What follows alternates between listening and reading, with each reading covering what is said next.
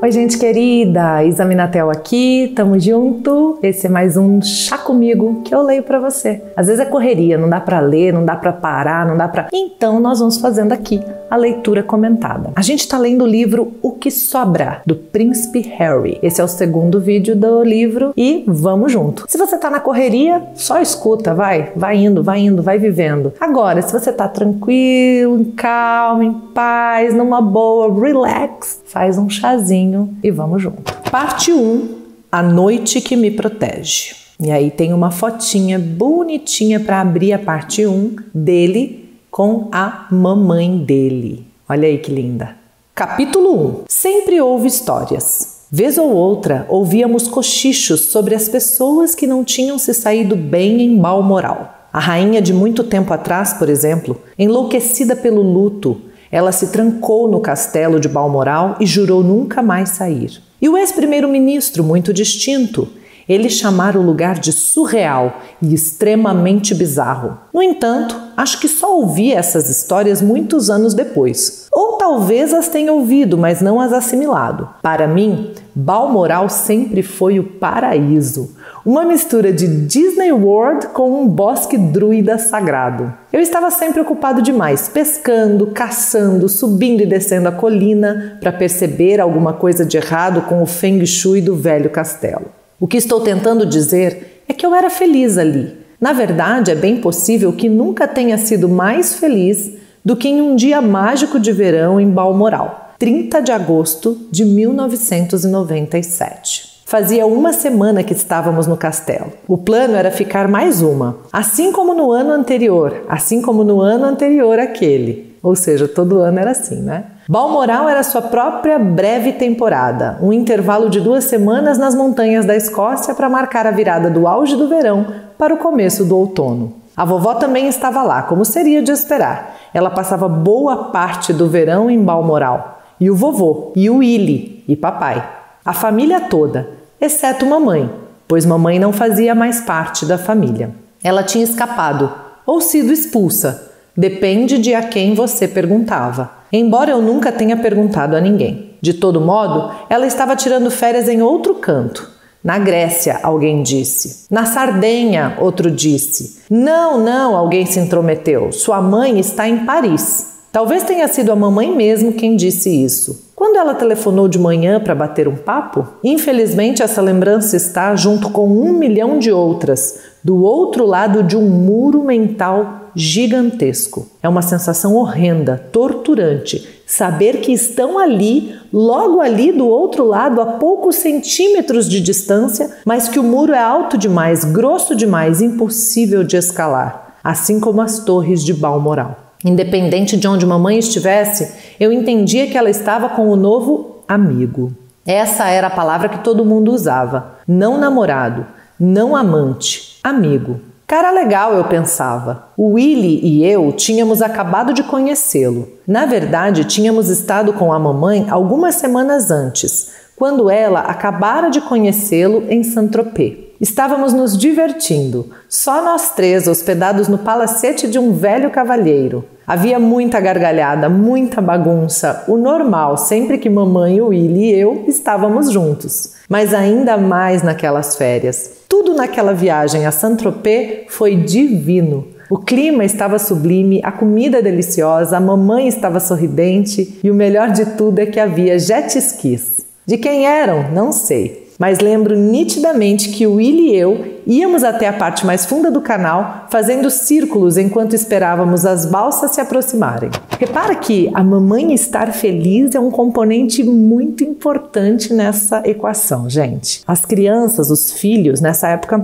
97, ele já tinha 12 ou 13 anos, tá? Os filhos precisam da mãe feliz para estarem felizes, especialmente enquanto são imaturos. Usávamos seus enormes rastros dos jet skis, né? Como rampas para voar pelos ares. Aliás, os rastros das balsas com o jet ski para voar. Não sei como não acabamos mortos. Foi depois que voltamos daquela desventura com os jet skis que o amigo da mamãe apareceu pela primeira vez? Não, é mais provável que tenha sido um pouco antes. Olá, você deve ser o Harry. Cabelo preto, bronzeado, curtido, sorriso branquíssimo. Como vai? Meu nome é blá blá. Ele nos levou na lábia, levou mamãe na lábia, sobretudo a mamãe, enfaticamente a mamãe. Os olhos dela eram 2 corações vermelhos. Apaixonada, né? Ele era atrevido, sem dúvida, mas, de novo, era um cara bacana. Deu um presente à mamãe, uma pulseira de diamantes. Ela pareceu ter gostado, usava bastante. Depois ele sumiu da minha cabeça. Contanto que a mamãe esteja feliz, eu disse a Willy, que declarou pensar da mesma forma. Capítulo 2. Um choque no organismo ir da ensolarada Saint-Tropez à nublada Balmoral. Lembro vagamente desse choque, embora não me lembre de muita coisa da nossa primeira semana no castelo. Porém, posso praticamente garantir que passamos boa parte do tempo ao ar livre. Minha família amava ficar ao ar livre, sobretudo a vovó, que se irritava se não conseguisse respirar pelo menos 1 hora de ar puro por dia. O que fizemos, entretanto, o que dissemos, vestimos, comemos, eu não saberia dizer. Há relatos de que fomos de iate real da ilha de Wright até o castelo, a jornada final do iate. A ideia me soa adorável. O que conservo na memória com detalhes vívidos é o ambiente físico, a mata densa, a colina mordiscada por cervos, o rio Dee que serpenteia montanha abaixo, o Loch Nagar lá no alto, sempre salpicado de neve, paisagem, geografia, arquitetura. É assim que minha memória funciona. Datas? Desculpe, vou ter que olhar. Diálogos? Faço o possível, mas não me atrevo a citar alguém palavra por palavra, principalmente quando estamos falando da década de 90. Pausa para comentário, hein, gente? Aqui é uma coisa interessante, ele analisa como que a memória dele funciona. E isso aqui é muito de PNL, de programação neurolinguística. Por que ele lembra melhor as noções espaciais, geográficas, as paisagens, do que as falas das pessoas, do que as datas? Por que outra pessoa se concentra nas datas, nas falas, né? Isso tem muito a ver com o que a gente é, visual, auditivo, sinestésico. Isso tem muito a ver com metaprogramas, com os focos que a gente dá inconscientemente em cada evento, em cada parte da vida que a gente vai vivendo. E é muito interessante ele falar isso aqui e a gente poder saber que isso tem a ver com metaprogramas da PNL. Se você quer saber mais sobre isso, né? Como que a vida funciona, a cabeça, a mente, o pensamento de cada um, a memória, como tudo isso se processa, as diferenças que podem existir, vem fazer com a gente PNL, né? A gente tem o curso PNL para pais e professores e vale demais entender um pouco mais sobre isso. Muito bem, jabá feito, vamos continuar essa leitura. Mas pode me perguntar sobre qualquer espaço que eu já tenha ocupado. Castelo, cabine de pilotagem, sala de aula, camarote de navio, quarto, palácio, jardim, pub, que sou capaz de reproduzir até os pregos do carpete. Por que minha memória organiza as experiências desse jeito? Seria por conta da genética? Traumas? Um misto das duas? Como um Frankenstein? Será que meu soldado interior avalia cada ambiente como um possível campo de batalha? Será que minha essência naturalmente caseira se rebela contra seu nomadismo forçado? Olha que interessante, minha essência naturalmente caseira. Aqui ele dá uma pista do que, gente? Do temperamento dele. Temperamento é outra coisa que vale muito a gente conhecer nessa vida. Costumo dizer que tem 3 bases que transformaram a minha pessoa e a minha vida profissional também. PNL, Programação Neurolinguística, Temperamentos e Montessori. A gente tem curso de tudo isso, porque a minha vida se divide em antes e depois desse TPM, Temperamentos, PNL e Montessori. Que temperamento você acha que ele é, hein? Vamos discutindo isso na leitura para ver se a gente forma, né, uma conclusão ao final? Vou até destacar essa parte aqui. Essência naturalmente caseira. O que será que eu anotei aqui, hein? Vou te contar. Introvertido. E aí a gente pode ter vários dominantes dentro do introvertido, né? Então. Será o receio ignóbil de que o mundo seja basicamente um labirinto e jamais devemos nos ver dentro de um labirinto sem um mapa na mão? Seja qual for a causa, minha memória é o que é, funciona do jeito dela, coleta dados e faz a curadoria como acha que deve. E agora existe tanta verdade no que eu me lembro e em como me lembro, quanto existe nos supostos fatos objetivos. Coisas como cronologia e causa e efeito muitas vezes não passam de fábulas que contamos a nós mesmos sobre o passado. O passado nunca está morto, nem sequer é passado. Quando descobri essa citação não muito tempo atrás no brainyquote.com, fiquei impressionado. Pensei, quem diabos é Faulkner? É a citação que abre, o livro, lembra? E qual é o parentesco dele conosco, os Windsor? E, portanto, Balmoral. Ao fechar os olhos, vejo a entrada principal, as janelas da frente com caixilhos de madeira, o gramado amplo e os 3 degraus de granito com pontinhos cor de chumbo que dão na enorme porta feita de carvalho cor de uísque, tantas vezes mantida aberta com a ajuda de uma pedra de jogo de curling e frequentemente guarnecida por um funcionário de paletó vermelho. E lá dentro, o salão espaçoso e o assoalho de ladrilhos, e a lareira imensa, e à direita uma área de serviço, e à esquerda, junto às janelas compridas, iscas para varas de pescar e bengalas e botas à prova d'água e casacos impermeáveis, muitos casacos impermeáveis, porque o frio e a umidade eram intensos na Escócia inteira, mas eram de doer naquele canto siberiano. E em seguida, a porta que se abria para o corredor com carpete carmesim e papel de parede creme, com arabescos dourados, em alto relevo como se fosse braille, e então os muitos cômodos que se abrem para o corredor, cada um com sua finalidade, como leitura, TV ou chá, e um cômodo especial para os mensageiros, muitos dos quais eu adorava como se fossem tios excêntricos. E por fim, a sala principal do castelo, construída no século XIX, quase em cima do lugar onde ficava outro castelo que datava do século XIV. Há algumas gerações de outro príncipe Harry que se exilara, voltara e aniquilara tudo e todo mundo que havia por perto. Meu parente distante, minha alma gêmea, alguns diriam. No mínimo, meu homônimo.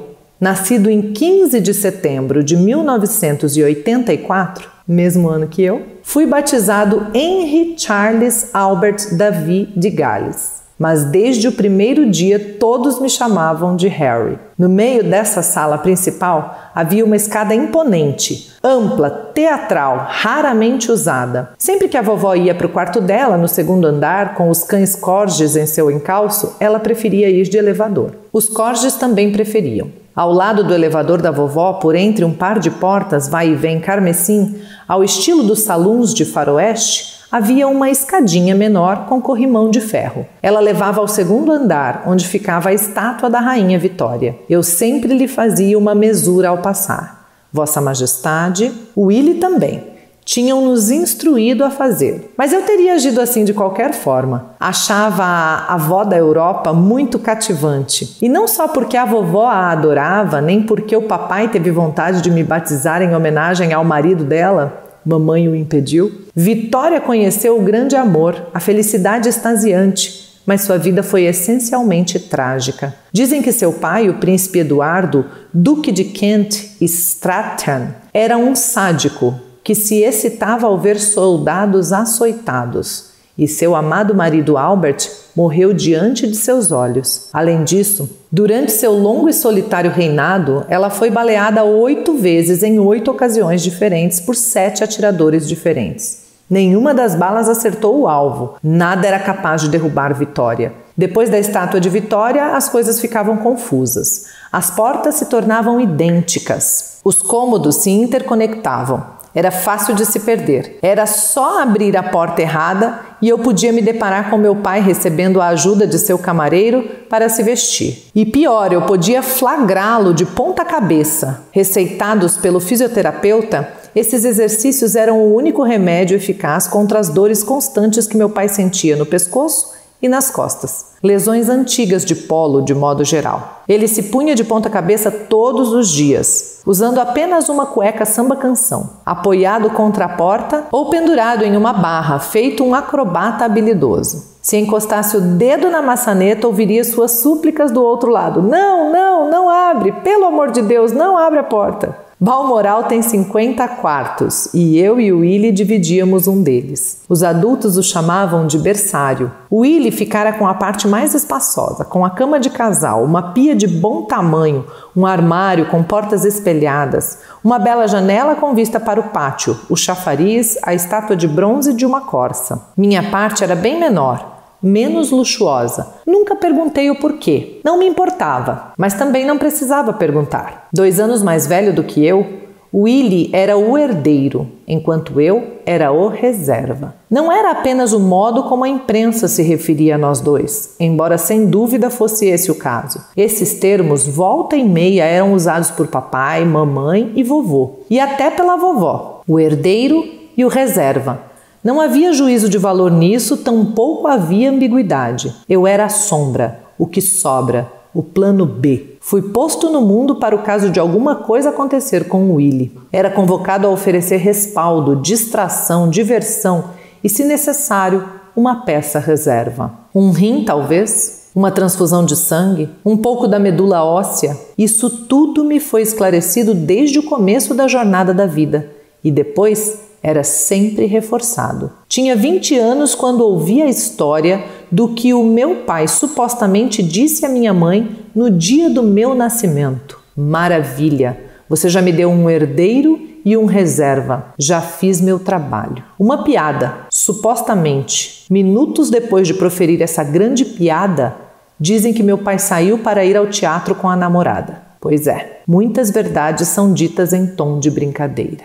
Pausa para o comentário, hein? Opa, que aqui o negócio começou a ficar quente. Primeiro, sobre a posição na família, gente. A posição que a gente ocupa na família constrói muito da nossa identidade. Filho mais velho, filho mais novo. No caso da família real, então, herdeiro e reserva. É assim, surreal. E aqui ele já traz que no dia que a esposa estava parindo, o pai estava traindo. E também fala dessa coisa de como a gente fala as verdades brincando. Um tanto de coisa pra gente pensar aqui. Você já parou pra pensar sobre a posição dos seus filhos? O quanto isso incide na personalidade deles? Você já parou pra pensar que o mais velho com 6 anos já é grande? O mais novo com 6 anos, ele ainda é pequeno. Já parou pra pensar nisso? É uma grande injustiça que a gente faz sem querer. E dá um problema danado na constituição das pessoas. Não fico ofendido. Não tinha nenhum sentimento em relação a isso, a nada. A sucessão era como o clima, ou a posição dos planetas,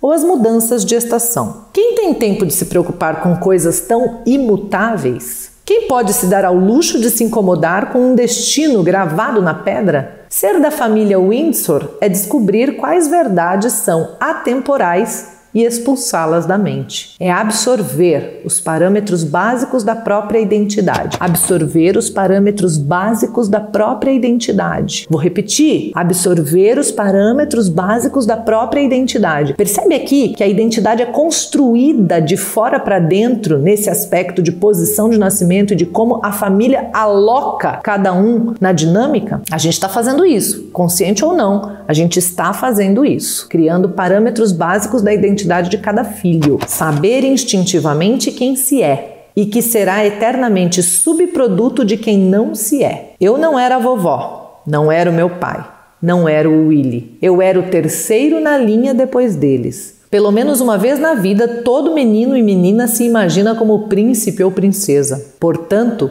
sendo ou não o reserva, não era nada mal ser um príncipe de fato. Além do mais, postar-se firmemente atrás das pessoas que você ama não é a própria definição de honra, de amor, assim como reverenciar vitória ao passar?